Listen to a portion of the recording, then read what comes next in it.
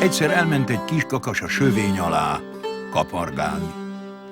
Addig-addig kapargatott, míg a sövény ki nem dűlt. Rászáll egy szarka a kidűlt sövényre, s azt kérdezi: ugyan sövény, mi lelt téged? Még tegnap milyen szépen álltál itt? Jaj, szarka koma, feleli a sövény. Kijött a kiskakas alattam kapargálni, én meg kidűltem bánatomban. No, akkor én meg kitépem a szép farkamat, feleli a szarka. Csak ugyan kitépte a szép farkát. Azután rászállott egy diófára. Csodálkozott a diófa, hogy olyan kusza a szarka.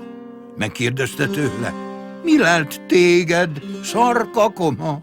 Még tegnap olyan szép farkad volt, ma meg egészen kusza vagy. Jaj, édes komám, feleli a szarka. Kiment reggel a kiskakas a sövény alá kapargálni. Sövény kidűlt bánatában, én meg szép farkam kitéptem.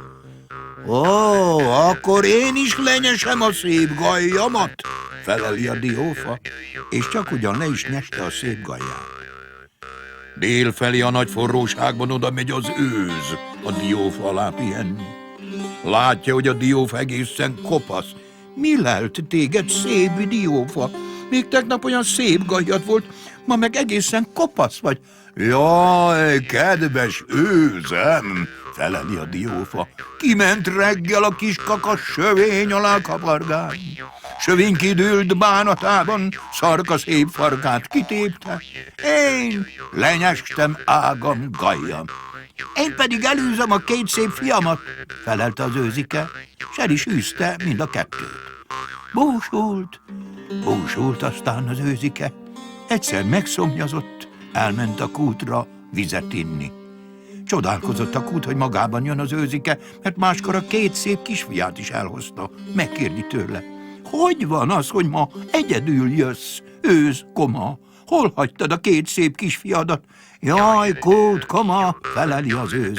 Kiment reggel a kiskakas sövény alá kapargálni, sövény kidűlt bánatában, szarka szép farkát kitépte, fa lenyeste ágát, gajját, én pedig elűztem két kisfiamat. Úgy, én is vérré változtatom tiszta vizemet, felelt a kút, s úgy is lett. Mikor Sára, a szolgáló egy dézsával a kútra ment, kérdezte a kutat: ugyan, kedves kutam, hogy van az, hogy ma tiszta víz helyett vér van benned? Jaj, Sára néni, feleli a kút. Kiment reggel a kiskakas sövény alá kapargálni, sövény kidőlt bánatában, szarka szép farkát kitépte, fa lenyeste ágát, gajját, őz elűzte a két kisfiát, bennem meg a víz vérré vált. Én meg szétverem a fejemen a dézsát. Szét is verte, úgy ment dagadt fejjel asszonyához. Mindjárt kérdezte az asszony: mi lelt téged, Sára lányom? Jaj, édes néném asszony, feleli Sára. Kiment reggel a kiskakas sövény alá kapargálni. Sövény kidőlt bánatában, szarka szép farkát kitépte, fa lenyeste ágát, gajját, őz elűzte két kisfiát, kútban a víz mind vérré vált, én meg szétvertem fejemen a dézsát, én pedig farra kenem a kovászomat. Éppen akart dagasztani, de a kovász mégis a farra kente. Látja az ura, mint hazajött este, hogy a kovász a farra van kenve. Kérdi a feleségétől: hát te megbolondultál, kedves feleségem, hogy farra kented a sok szép kovászt? Jaj, kedves férjem, uram, kiment reggel a kiskakas sövény alá kapargálni. Sövény kidőlt bánatában, szarka szép farkát kitépte, fa lenyeste ágát, gajját, őz elűzte két kisfiát, kútban a víz mind vérré vált. Sára lányom szétverte fején a dézsát, én meg mind farra kentem a kovát, úgy, én meg leberetválom szép szakállam.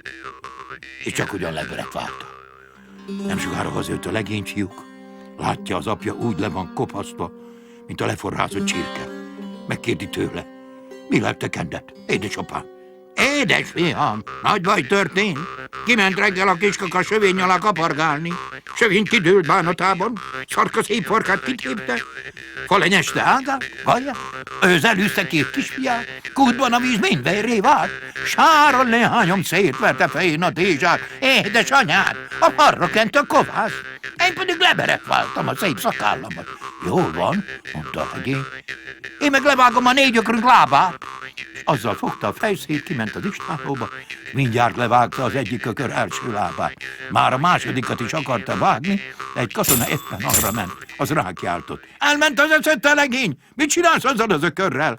Jaj, édes katona uram! Kiment reggel a kiskaka sövény alá kapargálni.